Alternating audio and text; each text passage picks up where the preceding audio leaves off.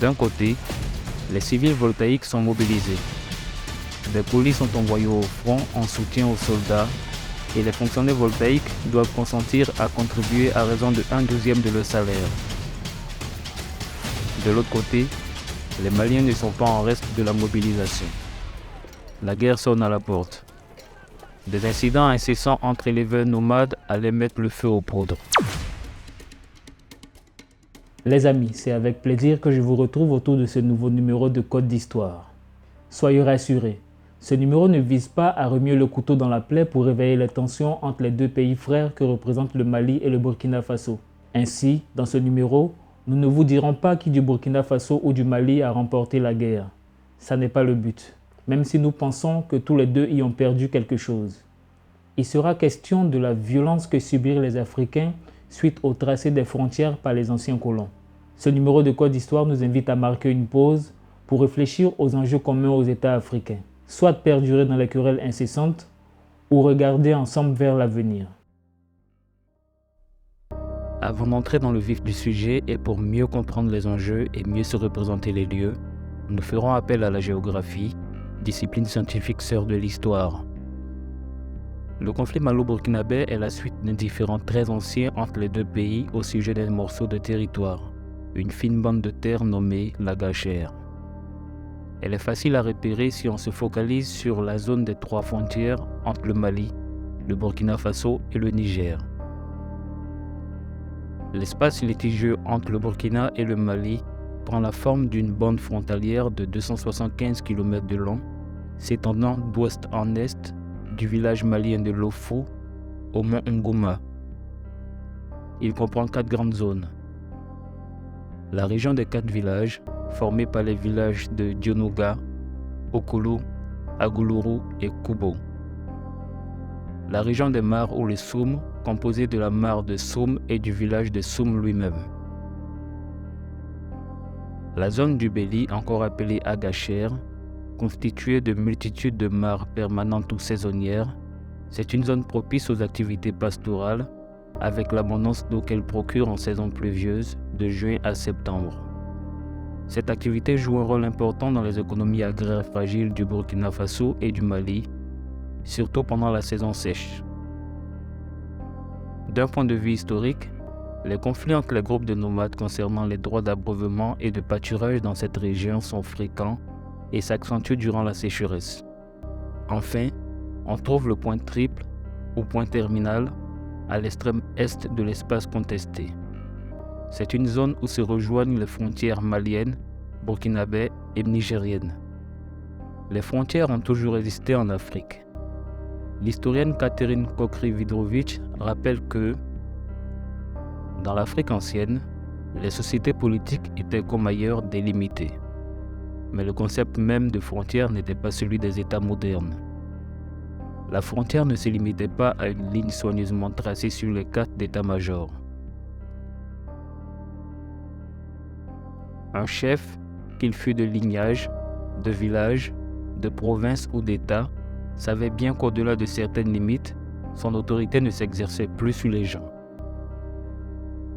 C'est l'hypothèse du potentiel minier de cette zone géographique qu'on a évoquée à l'époque, de même que la fierté nationale des uns et des autres qui ont contribué à exacerber le problème. Mais le différend trouve son origine dans l'imprécision de la cartographie entre les deux pays. À l'époque coloniale, la frontière a énormément fluctué.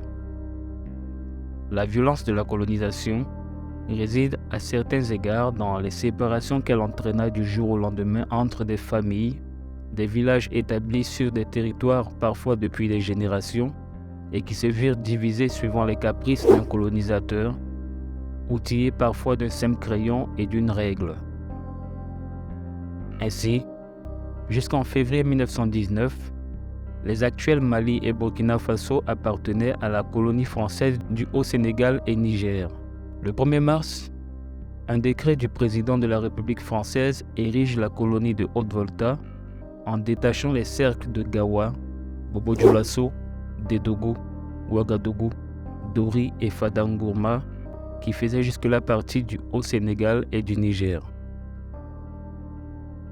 En septembre 1932, le décret du 1er mars 1919 qui avait créé la Haute-Volta fut abrogé. Elle fut supprimée et les cercles qui avaient constitué la Haute-Volta furent incorporés, en tout ou en partie, au Niger et au Soudan français ou à la Côte d'Ivoire. La Haute-Volta a été reconstituée en 1947 par la loi 47-1707 du 4 septembre 1947 qui abrogeait purement et simplement le décret du 5 septembre 1932. C'est cette Haute-Volta reconstituée qui obtiendra par la suite l'indépendance le 5 août 1960 et prendra le nom de Burkina Faso en 1984. Les amis, votre chaîne Code d'Histoire a besoin de grandir. Si ce que vous voyez à l'écran vous plaît, n'hésitez pas à en parler autour de vous, à liker et surtout si vous avez un quelconque point contradictoire, n'hésitez pas à le mentionner en commentaire pour que nous puissions échanger à ce sujet pour éclairer les zones d'ombre. L'histoire du Mali actuel évolua tout aussi mal, suivant les caprices du colonisateur. Le 4 décembre 1920, un autre décret désigne les territoires restant sous l'appellation de Soudan français qui comprenait ce qui restait du Haut-Sénégal et du Niger. 2 ans plus tard, le 13 octobre 1922, un énième décret transforme le territoire civil du Niger en une colonie indépendante. La colonie du Soudan français ou Soudan a continué d'exister en tant que territoire d'outre-mer jusqu'en 1959 et devint la République soudanaise pour enfin obtenir son indépendance sous le nom de Fédération du Mali le 20 juin 1960. Les archives coloniales françaises léguées aux deux pays manquent cruellement de précision sur le tracé de la zone litigieuse. Selon l'historien burkinabé Yacouba Zerbo, il ressort que la Gachère fut soudanais jusqu'en 1947, quand un obscur fonctionnaire, sans y avoir probablement mis les pieds, décida d'un coup de crayon que les 4 villages deviendraient voltaïques. Au lendemain des indépendances, le Mali revendique l'espace pour ne pas casser la cohésion de ses populations Peul, Touareg et Bella, tandis que la Haute-Volta ne veut pas lâcher du lest, prenant appui sur l'arrêté du 4 septembre 1947 reconstituant la colonie.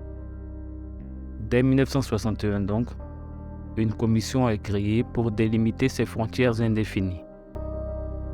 Elle échoua et fut remplacée par une deuxième en 1964, une troisième en 1968 et une quatrième en 1971. Sans gain de cause. Les tensions s'élevèrent progressivement jusqu'à atteindre un pinacle en 1974. À cette date en effet, un différend frontalier entre le Mali et la Haute-Volta donna lieu à une confrontation physique entre les deux pays. Un groupe japonais avait commencé à envisager l'exploitation du manganèse à haute teneur situé à proximité du Béli. Cette année-là, le Mali est dirigé par Moussa Traoré qui accéda au pouvoir 6 ans plus tôt par un putsch. Il doit faire face à des revendications régionalistes au sein des populations maliennes et est dénoncé comme réactionnaire par les intellectuels de son pays. Toujours en 1974, en Haute-Volta, Sangoulé Lamizana prend les rênes du pays en y opérant un pronunciamento et il y règne sans partage en instaurant le parti unique. Le 4 décembre 1974, à Faramana, village frontalier entre la Haute-Volta et le Mali, le président voltaïque Lamizana et le président Moussa Traoré du Mali se rencontrèrent et convinrent d'utiliser des moyens pacifiques pour résoudre les différends frontaliers dans la région de la Gachère, le long du fleuve Béli. Pourtant bientôt, la situation se dégrade. Des troubles ont lieu à Bobo-Dioulasso et font autant de blessés voltaïques que maliens, suivant le gouvernement de Haute-Volta. Ces dernières font remonter l'origine des désordres aux troubles interconfessionnels qui opposaient musulmans wahhabites, très rigoristes et le plus souvent d'origine malienne, et leurs coreligionnaires d'une autre obédience. Le Mali dénonce un déchaînement des extrêmes bestiaux des voltaïques, des destructions d'habitations et de magasins, des incendies et des pillages. Une guerre des ondes caractérisée par des injures de part et d'autre des médias voltaïques et maliens exacerba les nationalismes. Des mouvements de troupes sont opérés de part et d'autre de la zone contestée, mouvements réciproquement considérés comme des provocations. Cette première guerre des pauvres est considérée par certains observateurs comme un moyen pour les deux putschistes de détourner l'opinion de leurs concitoyens sur les vrais problèmes socio-économiques qu'ils subissent. D'un point de vue climatique, 1974 est une année de grande sécheresse. Or, comme nous le mentionnions plus haut, le climat et la végétation sont un enjeu pour ces pays sahéliens. D'un côté, les civils voltaïques sont mobilisés. Des colis sont envoyés au front en soutien aux soldats et les fonctionnaires voltaïques doivent consentir à contribuer à raison de 1/12 de leur salaire. De l'autre côté, les Maliens ne sont pas en reste de la mobilisation. La guerre sonne à la porte. Des incidents incessants entre éleveurs nomades allaient mettre le feu aux poudres. Du 15 au 17 décembre 1974, dans une succession de 3 affrontements militaires, il y eut quelques blessés de part et d'autre et la mort d'un sergent voltaïque. Quelques soldats furent faits prisonniers. Malgré tout, il s'agit de combats de faible ampleur et limités au territoire contesté de la Gachère lui-même. On y observe une armée malienne mieux entraînée et largement équipée de matériel soviétique.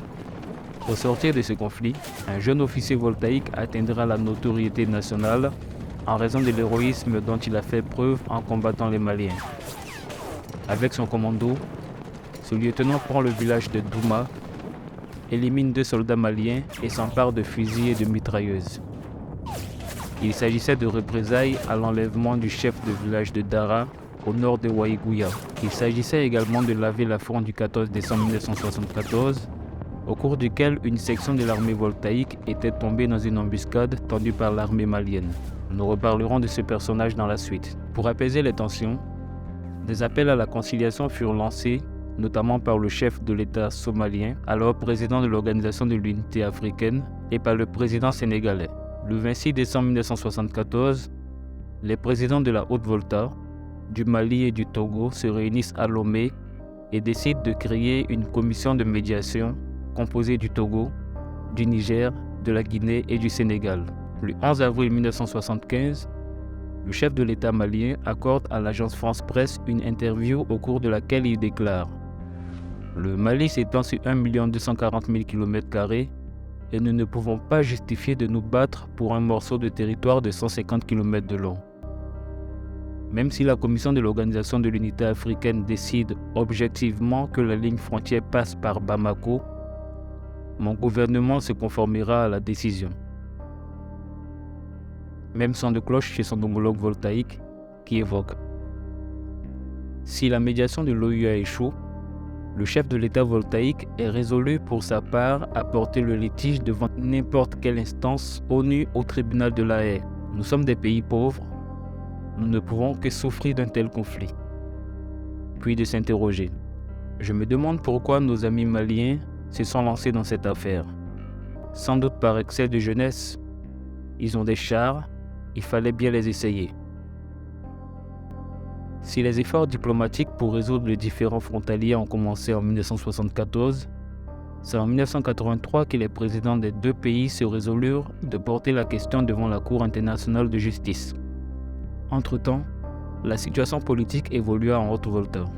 Le 4 août 1983, le jeune et intrépide lieutenant voltaïque dont nous parlions plus tôt est alors capitaine. Suite à un coup d'État, il deviendra président de la Haute-Volta qu'il débaptisa pour la renommer Burkina Faso, c'est-à-dire le pays des hommes intègres. Son nom est Thomas Isidore Noël Sankara. N'oubliez pas, c'est pour le futur que le passé doit demeurer présent. À bientôt pour un autre numéro de Code d'Histoire.